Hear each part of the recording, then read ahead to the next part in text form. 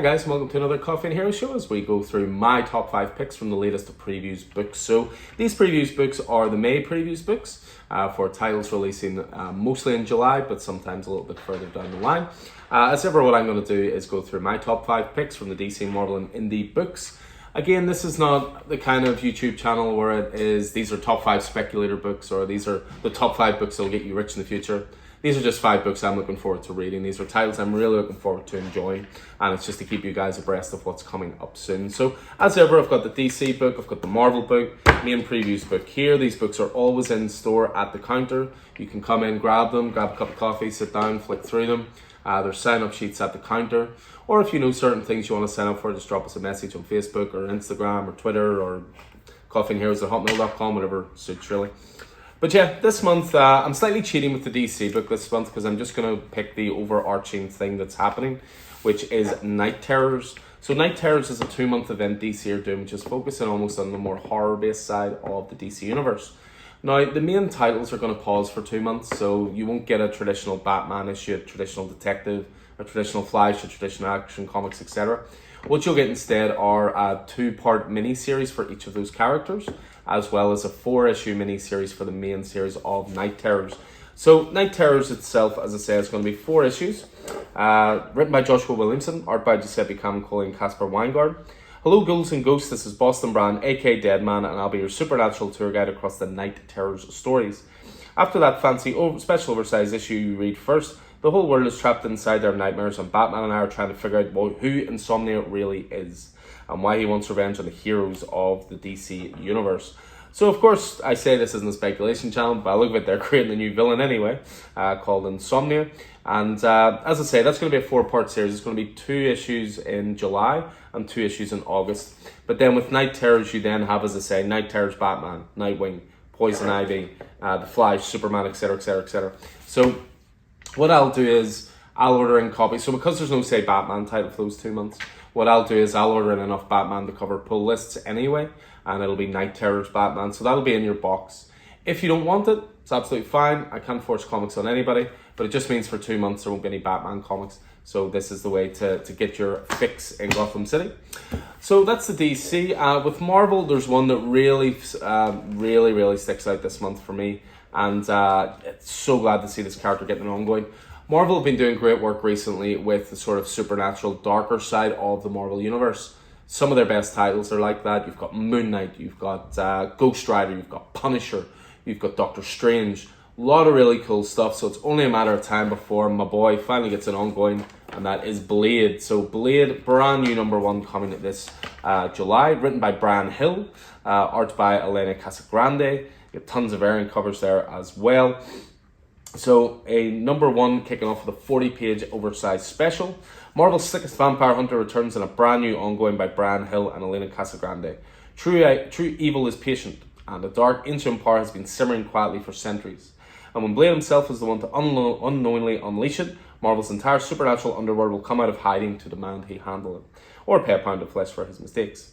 Bloodbaths, blackmail, and Blade, you don't want to miss the explosive first issue of this new volume.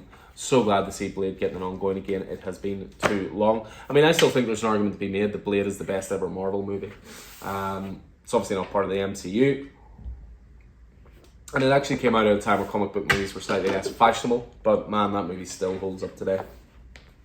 So I've got 3 choices then from the indie book for this month. I've got one from Image, one from AWA, and believe it or not, one from Dynamite, which is normally a publisher I wouldn't go for, but they've got me this month. But in terms of Image, this is undoubtedly my standout. This might be my standout for title of the month. It's called Swan Songs. So Swan Songs is a mini-series. It's done by written by W. Maxwell Prince, who you may know for Ice Cream Man or Haha. And what's going to happen is there's going to be rotating artists for every single issue, and that's because every single issue is a one-shot. So technically with this title, you could jump in just if you see the creators you like. You could collect it all, you could read it all, whatever suits, but it basically has a similar thread running through each issue. So issue 1, the artist is Martin Simmons, who's most well known for Department of Truth. So to give you an idea of what this is about, fans of Ice Cream Man's existential dread won't want to miss this provocative new anthology series. W. Maxwell Prince continues his weird winning one-shot formula with this all-new multi-artist project that explores the way things end and how they never really do. Swan Songs comprises stories about endings, the end of the world, the end of a marriage, the end of a sentence, the end of the world, and along for the terminal ride are some of comics' best and brightest artists. The first apocalyptic issue, The End of the World, is drawn by Martin Simmons. Future artists this include Casper Weingard, and this name really caught me, Felipe Andrade, who of course did amazing work on Mini Deaths of Lila Star, with more to be announced. All things come to a close. These are the Swan Songs. Preview art for this from Martin Simmons looks absolutely incredible. Yeah, that is possibly my title of the month.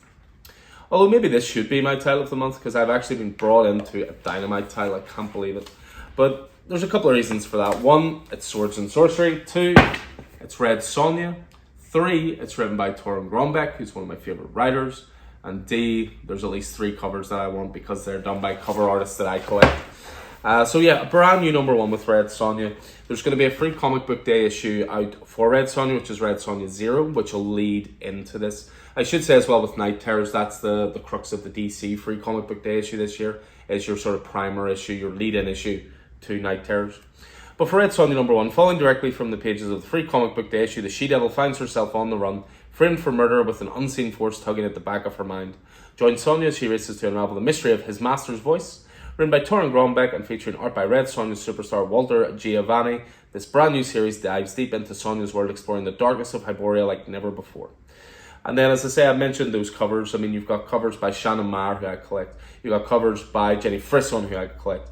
You've got covers by Mike Mignola, Kevin Eastman, Alan Quad, Jim Chang, Lucio Perillo.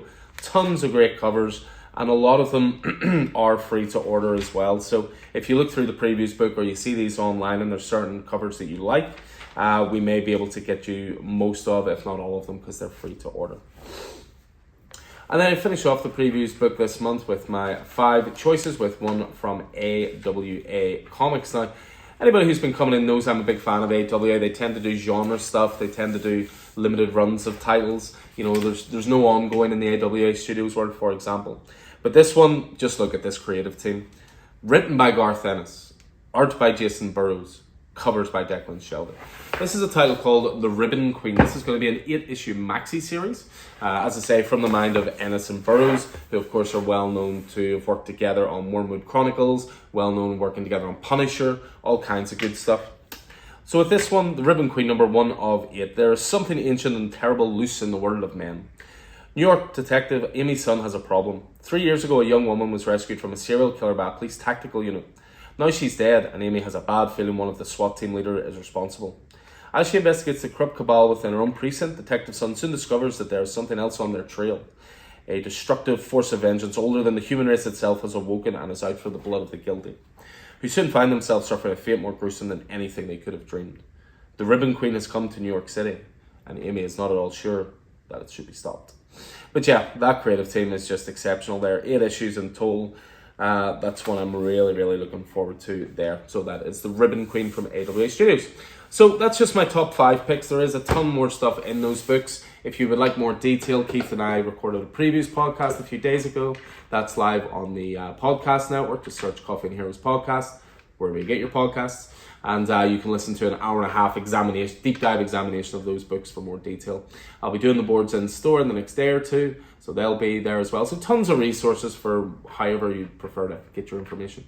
But as I say, those are my top 5 picks for the month of May for July 2023 releases.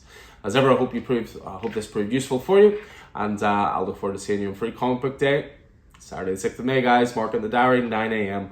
The store will be open. Tons of discounts across the store, and of course, all those beautiful Free Comic Book Day issues. Hope you're staying safe out there. Take it easy.